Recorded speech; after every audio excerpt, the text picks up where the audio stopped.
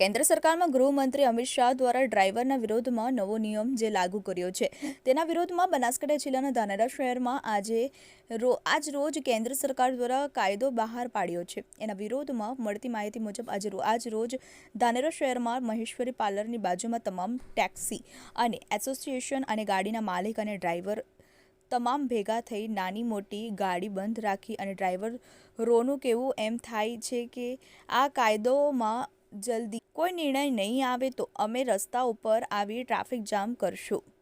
Mehboob Belim, TV 18 news, Dhanera. કેન્દ્ર સરકારે જે ડ્રાઈવરો વિરુદ્ધ ભયંકર જે કહેવાય એવો ગુનો બહાર પાડ્યો છે એ ગુનાને અમે વખોડી કાઢીએ છીએ। જે 10,000ની નોકરી કરવાવાળો ડ્રાઈવર 7 લાખ રૂપિયા ક્યાંથી લાવે અને 10 વર્ષ જેલમાં રહેતો એના છોકરાનું શું? માટે કેન્દ્ર સરકારને વિનંતી કે આ કાયદો થોડો હળવો કરે। ભારત માતા કી જય।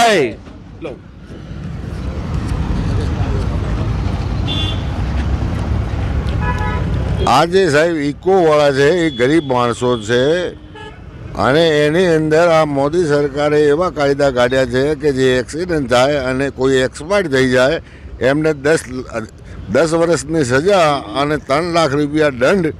આવું તો જો એમની જોડે પૈસા હોય તો આ ડ્રાઇવિંગ ને ડીસાની બૂમો પાડે જ કેમ? બરાબર।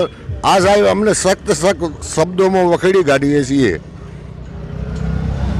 જે ડ્રાઈવરો માટે એ બહુ હાનિકારક અને ભારતનું પોતાને જે સંસારે ગુમાવી બેઠે। કેમ કે 10 લાખ રૂપિયા હોય તો એ પોતાનો ધંધો કરીને ના બેસે, ડ્રાઇવિંગ કરે જ શું કામ? ડ્રાઇવિંગ કરીને ડેલી 200 રૂપિયા કમાવતો ડ્રાઈવર 10 લાખ રૂપિયા લાવે ક્યાંથી? એનું તો ઘર રખડી જાય ને 10 વર્ષની કેદ। આ કલમ કાયદેસર જે લગાડી છે સરકારે એ ખરેખર ખોટી જ છે, આને હટાવી દેવાય। ભારત માતા કી